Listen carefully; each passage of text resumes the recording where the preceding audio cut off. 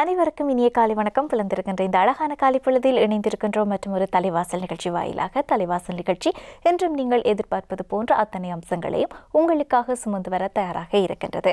நிகழ்ச்சியின் ஒவ்வொரு அம்சங்களாக பார்க்கும் முன்பாக பொதுவாகவே போட்டி என்று வந்துவிட்டால் நாங்கள் மிகவும் தீவிரமாக அந்த போட்டியை எப்படியாவது வென்றுவிட வேண்டும் என்ற ஒரு உத்வேகத்துடன் இருப்போம். ஆனால் பொதுவாக சொல்வோம், போட்டி என்பது ஆரோக்கியமானது, ஆனால் பொறாமை கொள்வது என்பது ஆரோக்கியமற்ற ஒரு விடயம் என்பதாக. போட்டி என்றாலும் கூட அது ஆரோக்கியமானதாக இருந்தாலும் கூட எங்களோடு போட்டி போடுபவரோடு அந்த இடத்தில் நாங்கள் எப்படி நடந்து கொள்கின்றோம், அந்த போட்டிக்காக நாங்கள் எங்களை தயார்படுத்துகின்றோம் என்பதையும் தாண்டி எப்படி வெளிப்படுத்துகின்றோம் என்பதும் மிக முக்கியமானது. இப்போது வாருங்கள் தலைவாசலின் ஒவ்வொரு அம்சங்களாக பார்க்கலாம்.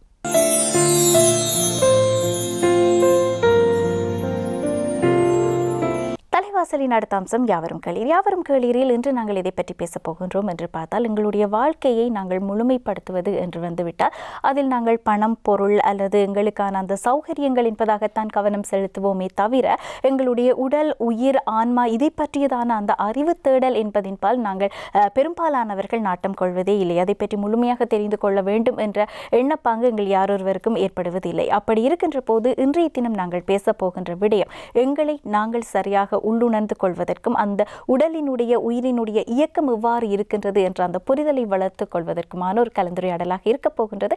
வாருங்கள் நிகழ்ச்சிக்குள் செல்லலாம்.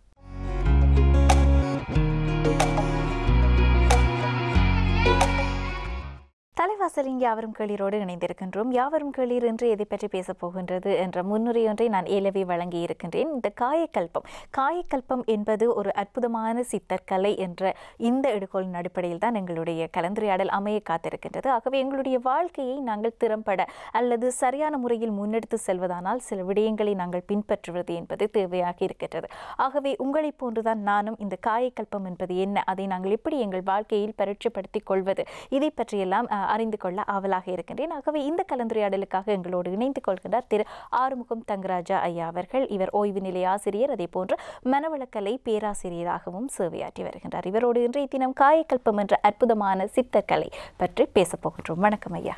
வணக்கம். வாழ்க வையகம், வாழ்க வையகம், வாழ்க வளமுடன், குரு வாழ்க, குருவே துணை. ஆமாம். ஆகவே இன்றைய தினம் நாங்கள் பேசப் போகின்ற விடயம் என்ன என்று பார்த்தால் காயக்கல்பம் என்பதாக கூறியிருந்தீர்கள். இருந்தாலும் அதில் ஒரு வார்த்தை பிரயோகம் இருந்தது, சித்தற்கலை என்பதாக. ஆகவே நான் ஆரம்பத்தில் இந்த சித்தற்கலை என்பதில் இருந்து ஆரம்பிக்கலாம் என்று நினைக்கின்றேன் கலந்துரையாடலை. ஏனென்றால் நாங்கள் அதிகம் இந்த சித்தர்கள் பற்றியும் சித்தற்கலைகள் பற்றியும் பேசுவதில்லை, பேசுவதற்கான வாய்ப்புகளும் இருப்பதில்லை. ஆகவே ஆரம்பத்தில் சித்தர்கள் என்றால் யார், இந்த சித்தர்கள் கலை என்பது என்ன, அதை பற்றி கூறுங்கள்.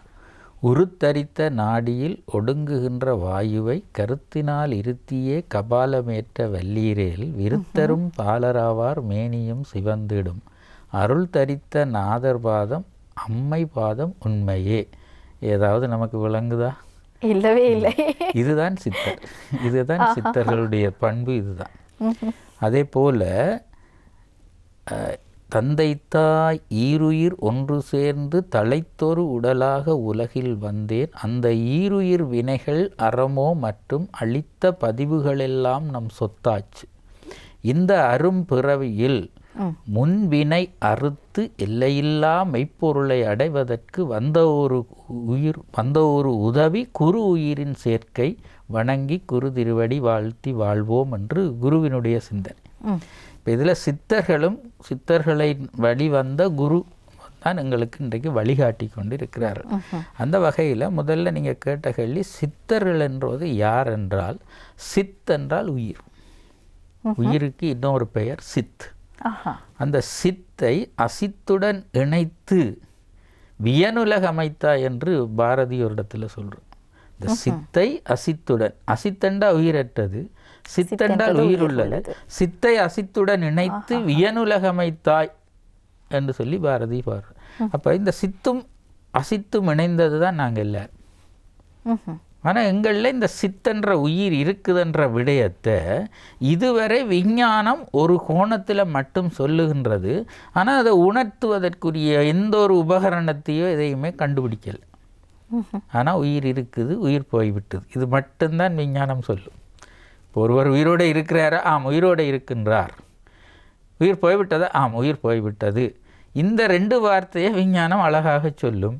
ஆனால் எப்படி போனது, எங்கே இருந்தது, இந்த விடயங்களை விஞ்ஞானம் இதுவரைக்கு எந்த ஒரு உபகரணமும் கண்டுபிடிக்கப்படவில்லை. ஆனால் சித்தர்கள் கோவின் மயிரொன்று 100உடன் கூறுட்டு ஆவியின் கோவின் மயிரொன்று 100உடன் கூறுட்டு மேவிய கூறது 1000 ஆவியின் கூறு 100,000 ஒன்று என்று சொல்லி அந்த உயிருக்கு பருமனே சொன்னவர்கள் சித்தர்கள். அடடா, ஆஹா. உயிர் எந்த அளவு பருமன் இருக்கும் என்று சொன்னவர்களே சித்தர்கள். கோவின் மயிரொன்று 100உடன் கூறுட்டு மேவிய கூறது 1000 ஆவியின் கூறு 100,000 ஒன்று. 1,00,000 ஒரு ரோமத்தை எடுத்து அந்த ரோமத்தினுடைய தடிப்பு எந்த அளவோ அந்த அளவில் ஒரு நீளத்தில் ஒரு துண்டு வெட்டி அந்த துண்டை 100 ஆக்கி மீண்டும் அதில் ஒன்று எடுத்து 1000 ஆக்கி, அப்போ 100 தர 1000 1,00,000. அந்த ஒரு சிறிய துண்டை 1,00,000 கூறுகளாக வகுத்தால் அந்த ஒரு கூறினுடைய பருமன் எந்த அளவு வருமோ அந்த அளவு பருமனுடையது உயிர் என்ற ஒரு துணிக்கை. இப்படி உயிர் என்பது ஒரு துணிக்கை என்பதும் என்றும் அது உடலில் ஓடித் திரிகின்றது என்பதை உணர்ந்தவர்கள்தான் சித்தர்கள். அவர்கள் கொடுத்த கலை தான் இந்த காயகல்பம் என்ற சித்தர் கலை. இது ஒன்று. அப்போ சித்தர்களுடைய வாழ்க்கை சில இலக்குகளை மையமாக வைத்து அவர்கள் வாழ்ந்தவர்கள். குறிப்பாக 18 சித்தர்கள் சொல்லுவார்கள். போகர், திருமூலர், அப்படி நிறைய பேர், அழுகண்ணி சித்தர், பாம்பாட்டி சித்தர், இப்படின்னு நிறைய பேர் இருக்கிறாங்க. இதில் 18 பேர் முக்கியமானவர். 19வது சித்தராகத்தான் வேதாத்திரி மகரிஷியையும் சொல்லுவார். அப்போ இவர்களுடைய லட்சியமே என்னன்னு சொன்னால் 3 தான் லட்சியம். ஒன்று மகிழ்போகம், 2வது ஈதல், 3வது இரவாமை. இந்த 3ம் சித்தர். இந்த சொற்கள் கூடி சித்தர்கள் சொல்லி வைத்துட்டு போனபடியால் எங்களுக்கு விளங்கிக் கொள்றதும் கொஞ்சம் கஷ்டமாக இருக்கு. உதாரணத்துக்கு மகிழ் போகம் என்று சொன்னால் போகி என்றால் அனுபவிச்சு வாழ்றோம். போகம், இப்போ போகி என்று சொல்லுவார், நல்ல போகியாக போகித்து கொண்டிருக்கான். அந்த மகிழ் போகம் என்றது வேற, போகம் என்றது வேறு. இன்றைய மனிதர்கள் ஏதாவது ஒன்று அனுபவம் கிடைச்சிட்டா அதை தொடர்ந்து அனுபவித்து குறுகிய காலத்துக்குள்ளே அதே. ஆனால் சித்தர்கள் அப்படி இல்லை. எந்த ஒரு போகமாக இருந்தாலும் வாழ்நாள் முழுவதும் அதை அனுபவித்து அளவோடு அனுபவித்து வாழ வேணும் என்றதில் சித்தர்கள் வலுகவனமாக இருந்திருக்கிறார். அடுத்தது அவர்களுடைய இன்னொரு இது என்றால் எந்த உயிரும் துன்பப்பட விட மாட்டார்கள். அந்த துன்பத்தை போக்குவது தான் அவர்களுடைய கொள்கை. அதுதான் ஈதல் என்று சொல்லுவார்.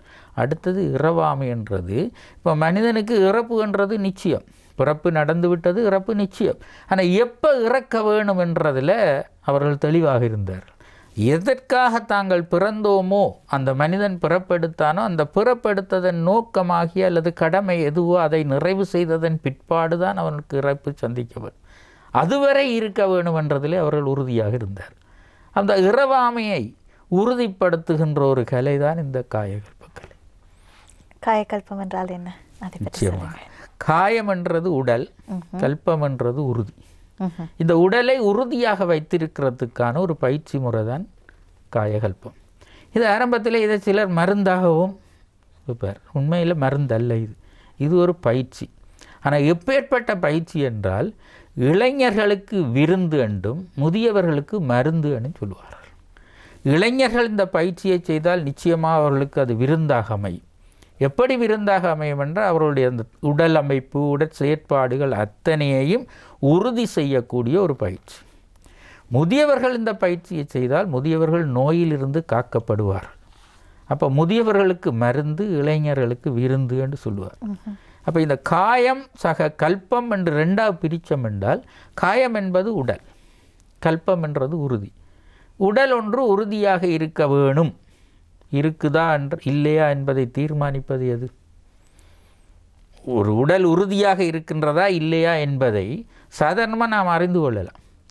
ஒருவருடைய உடலில் நோய் இருக்குதோ அவருக்கு உறுதி இல்லைன்றது கருத்து. நோயின்றி இருந்தால் உறுதியாக இருக்கின்றது கருத்து. சரிதானே? அப்போ நோய் இருக்குதா இல்லையான்றதை பொறுத்து நாம் தீர்மானித்து கொள்ளலாம். சரி, இந்த உறுதி என்பது கட்டுமானம். இந்த உடம்பு கட்டுமானத்தில் இருக்குது. எல்லா உறுப்புகளும் சரியான முறையில் கட்டுமானத்தில் இருக்குது. ஒரு பெரிய பில்டிங், இது ஒரு பெரிய கட்டிடம் தான். இதை கட்டிடத்தை கட்டி முடித்தது ஒரு ஆற்றல் தான். அந்த ஆற்றலின் மூலம் கட்டி முடிக்கப்பட்ட இந்த உடல் கட்டமைப்பில் உறுதியாக இருக்குதா இல்லையா என்பதை தீர்மானிக்க வேண்டும். நோய் இருந்தால் உறுதி இல்லை என்று சொல்கிறோம், நோய் இல்லை என்றால் உறுதியாக இருக்குது. சரி, அது எப்படி உறுதி என்றது? இந்த கல அடுக்குகள், இந்த உடம்பில் இருக்கிற கல அடுக்குன்னு சொல்லுவார். செல்ஸ் தான் எங்களுக்கு 3 ட்ரில்லியன் நம்பர் ஆஃப் செல்ஸ் அந்த உடம்பில் இருக்குது. அத்தனை செல்லும் ஒன்றோடு ஒன்று ஒரு பிடிமானத்தில் இருக்குது. எப்படி ஒரு கட்டிடத்தில் செங்கல் அடுக்கப்பட்டு அந்த செங்கலுக்கு இடையில் சிமெண்ட்டை போட்டு ஒட்டி ஒட்டி ஒட்டி பெரிய பில்டிங்காக கட்டுறதோ அதுபோல் அந்த செங்கல்லுக்கு ஒப்பானது தான் எங்களோட உடலில் இருக்கிற கலம். இது சாதாரணமாக எல்லாருக்கும் புரியக்கூடிய ஒரு விதம். கலங்களால் ஆக்கப்பட்ட உடல். இந்த கலங்கள் கட்டுமானத்தில் இருக்கும் பொழுது உறுதியாக இருக்குதென்றால் உடம்பு உறுதியாக இருக்குது. அப்போ அந்த கலத்தை ஒன்றோட ஒன்று பிடிமானத்தில் வைத்திருக்கிறது என்ன? அங்கே சிமெண்ட் மாதிரி இங்கே என்ன என்றதான் அந்த கேள்வி. இந்த பிடிமானத்தில் வைத்திருக்கிறது தான் உயிர். இது எப்படி நான் சும்மா சொல்லுகிறேன் என்று நம்பலாமா அல்லது அதை உறுதிப்படுத்தி சொல்லலாமான்னு பார்த்தால், உண்மையாக என்னுடைய வயது 65 வருடமாக நான் உயிரோடு இருக்கிறேன். என்னுடைய உடல் கட்டுமானம் சரியான முறையில் இருக்குது. ஆனால் இப்போ எல்லாருக்கும் தெரிஞ்ச விஷயம், உயிர் போய்விட்டால் இந்த உடம்புக்கு பேரே, என்னுடைய சொந்த பேர் எல்லாம் போய் அது பிணம் என்ற ஒரு நிலைக்கு வந்துடும். இந்த பிணம் உயிர் மட்டும் இல்லாத என் உடம்பு, உயிர் மட்டும் இல்லாத என் உடம்பு தான் அங்கே இருக்குது. அந்த உயிர் என்ற ஒன்று இல்லாததால் இந்த உடம்பை எவ்வளவு நேரம் பாதுகாக்க முடியும்? வெறுமனே 65 வருஷமாக இருந்த உடம்பை அந்த உயிர் என்ற ஒன்று போனதன் பிற்பாடு எவ்வளவு நேரம், மணித்தியால கணக்கில் தான் நாங்கள் அதை வைத்திருக்க முடியும். என்ன நடக்குது? ஒரு 10 மணித்தியாலம் போய்விட்டதன் வெப்பமே இந்த உடம்பு சிதையத் தொடங்குது. அது சொல்வார்கள் ஆங்கிலத்தில் டிஸ்இன்டிகிரேஷன். அப்போ இன்டிகிரேட்டடாக இருந்த உடல், அதாவது தொகுப்பில் இருந்த உடல் தொகுப்பு குலையுதுன்னு சொன்னால் அதுக்கு பொறுப்பு அந்த உயிர் அந்த உடலை விட்டு நீங்கியது.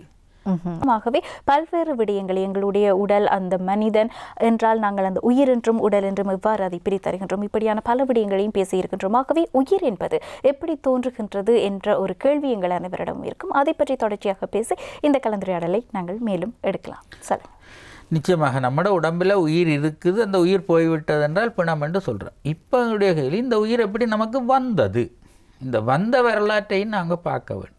உண்மையாகவே நமக்கு உயிர் தந்தது தாயும் தந்தை. தாயும் தந்தையிடம் இருந்து தான் நாங்கள் உயிரை பெற்றோம். ஒரு கலநிலையில், ஒரு ஒத்தை கலநிலையில் தாயிடமிருந்தும் தந்தையிடமிருந்தும் உயிரை பெற்றோம். அதாவது இந்த ஆங்கிலத்தில் ஸ்பெர்ம் அண்ட் ஓவம் அப்படின்னு சொல்லுவாங்க விஞ்ஞானத்தில். இந்த இரண்டினுடைய இணைவாலும் வந்த ஒரு ஜைகோட், அதாவது ஒரு நுகம் என்று சொல்லக்கூடிய ஒரு தனி கலத்தில் இருந்து தான் இந்த கோடிக்கணக்கான கலம் உருவாகியிருக்கு. அந்த தனி கலந்தான் ஒரு குழந்தையாக கற்ப பையில் வளருகின்றது.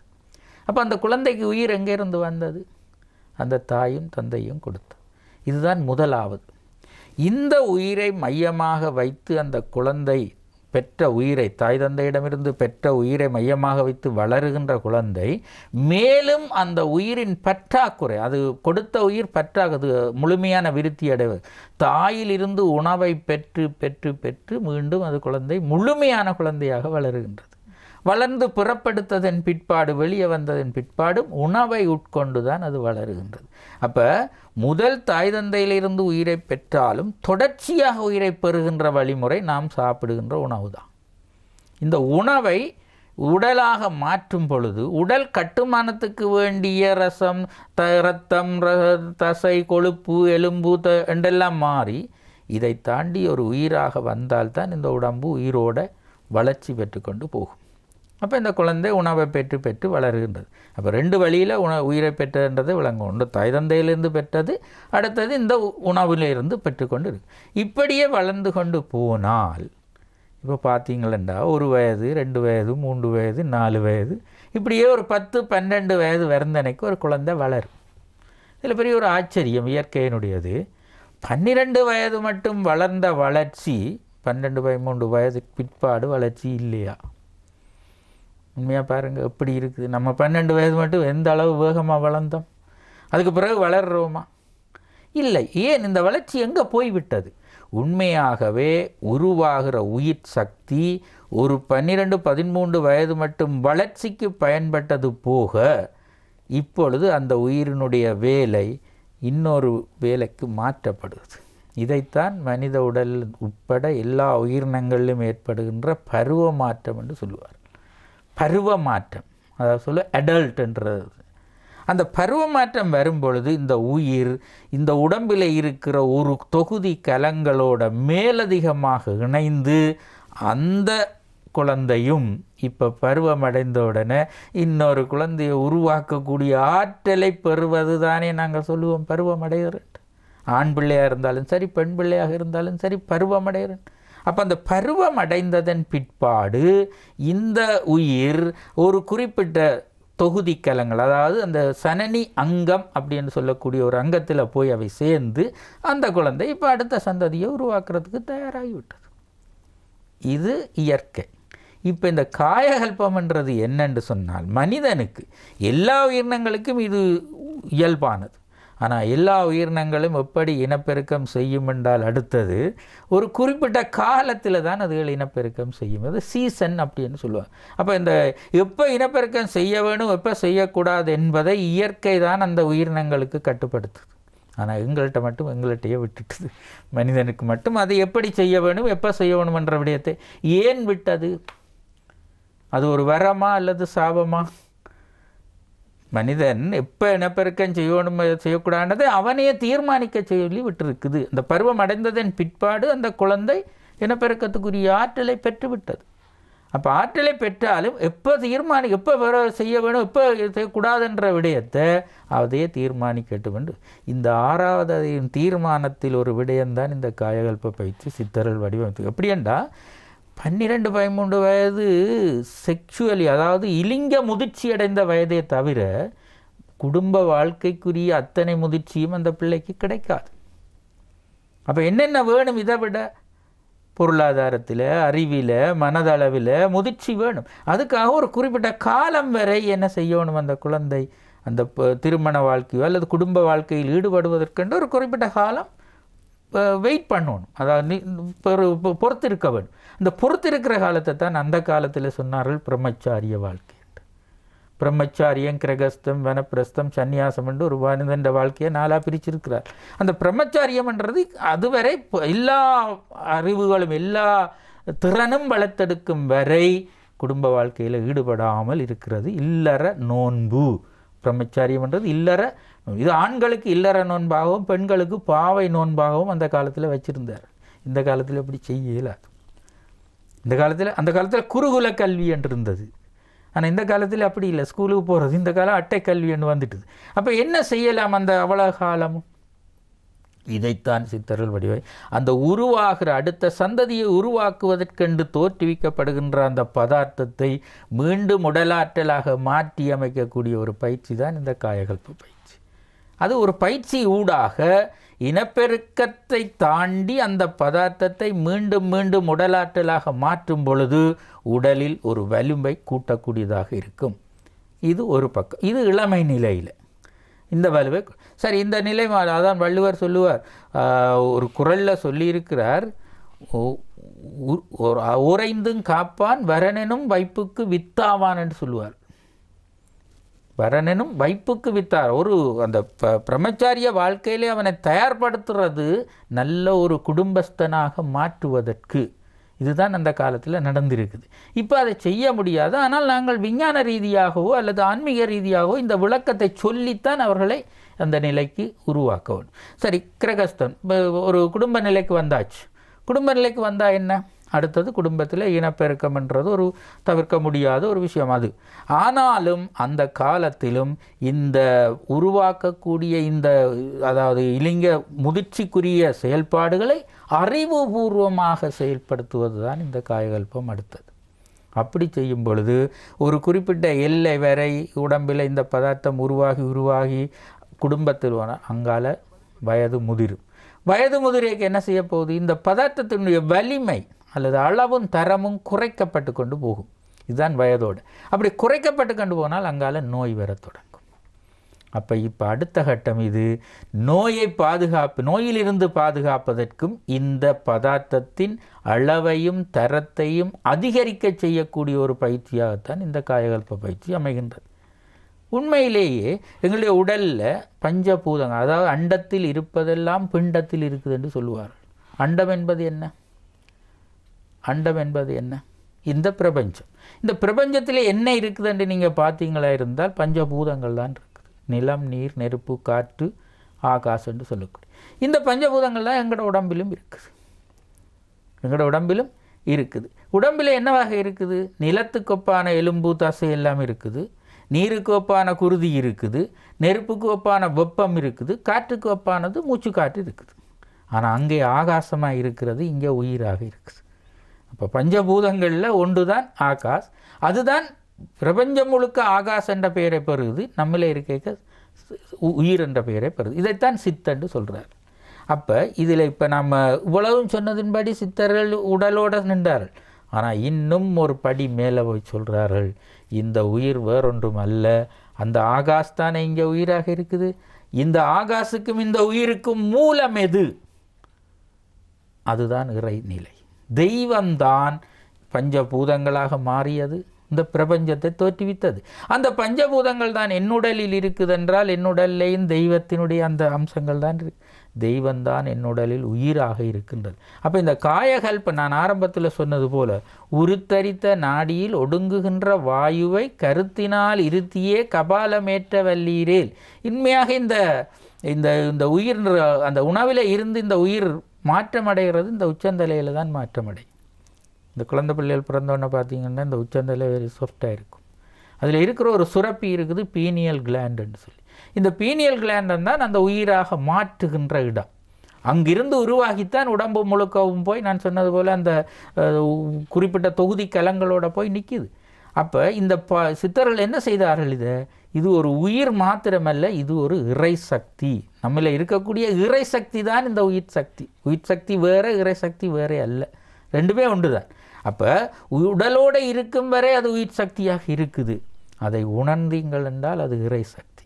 அப்போ இந்த காயகல்ப பயிற்சியில் உடல் ஆரோக்கியத்துக்கும் உடலை பேணுவதற்குமான பயிற்சியை தாண்டி இந்த இடத்துல ஆன்மீகம் இதுக்குள்ளே நுழையுதுன்னு சொல்லலாம். எப்படி ஆன்மீகம் நுழையுதுன்னு சொன்னால், இந்த உயிர் என்பது வேறொன்றுமல்ல, தெய்வம்தான் உனக்குள்ள உயிர் சக்தியாக இருக்குது. இதைத்தான் குண்டலினி சக்தி என்று சொல்லுவார் தியானத்தில். அந்த குண்டலினி சக்தியாக இருக்கக்கூடிய தெய்வ சக்தி உன்னிடம் உயிர் சக்தியாக இருக்குது. நீ உயிரோடு இருக்கும் வரை அதை சரியான முறையில் பேணி பாதுகாத்தால் உன் உடலுக்கு ஆரோக்கியம் கிடைக்கும். உடலுக்கு ஆரோக்கியம் கிடைக்கும். இன்னொரு வழியில் அதை நீ உணர்ந்து கொண்டால் உன்னில் இறைசக்தி இருப்பதை நீ உணர்ந்து கொள்வாய். இறைசக்தி இருப்பதை உணர்ந்து கொள்வாய். அப்போ இருப்பதை உணர்ந்து கொண்டால் உன்னுடைய வாழ்க்கை என்னவாக மாறும்? அடுத்தது நீ ஒரு இறை உணர்வு பெற்ற, அதாவது தெய்வத்துக்கு நிகரான ஒரு ஆளாக நீ இருக்கிறாய். அப்போ தெய்வத்தை போல நீ வாழ வேணும் என்ற ஆன்மீக சிந்தனைகளையும் இந்த காயகல்ப பயிற்சி வலுத்து என்று சொல்லலாம். அப்படி என்றால் இந்த காயகல்ப பயிற்சியை எவ்வாறு மேற்கொள்வது, அதை பற்றி கூறுங்கள். நிச்சயமாக நான் சொன்னது போல இந்த உயிர் சக்தி இந்த தலையில் தான் உருவாகும். அதாவது 7 தாதுக்கள் என்று சொல்கிறது. உணவு, நாங்கள் சாப்பிட்ற உணவு ரசமாகி, இரத்தமாகி, தசையாகி, கொழுப்பாகி, எலும்பாகி, மச்சையாகி, இது 6. இந்த 6ம் உடம்பை கட்டி எழுப்புகிற பதார்த்தங்கள் நம்ம எடுக்கிற உணவிலிருந்து. இந்த மச்சை என்று சொல்லப்படுகின்ற எலும்புக்கு உள்ளே இருக்கிற ஒரு இழையம்தான் மச்சை. அதில் மிகப்பெரிய மச்சையாக இருப்பது எங்களுடைய மூளை. அப்போ அந்த மூளையினுடைய உச்சந்தலை என்று சொல்வார். அதில் இருக்கக்கூடிய ஒரு சுரப்பி தான் நான் ஆரம்பத்தில் சொன்னது போல் பீனியல் கிளாண்ட். அந்த பீனியல் கிளாண்டில் இருந்து தான் இந்த உயிராக அந்த 7வது தாதாக உருவாகும். இந்த உயிர் இங்கு உருவாகி நான் சொன்னது போல் 1 தொடக்கம் 12, 13 வயது வரைந்தனைக்கு உடல் தேவைகளுக்கு பயன்படுத்தப்பட்டது. இப்போ அங்கே இருந்து இறங்கி அந்த வேலையை விட்டு அடுத்த இனத்தை அடுத்த சந்ததியை உருவாக்குவதற்கு அங்கே போய் நிற்கிது தானே.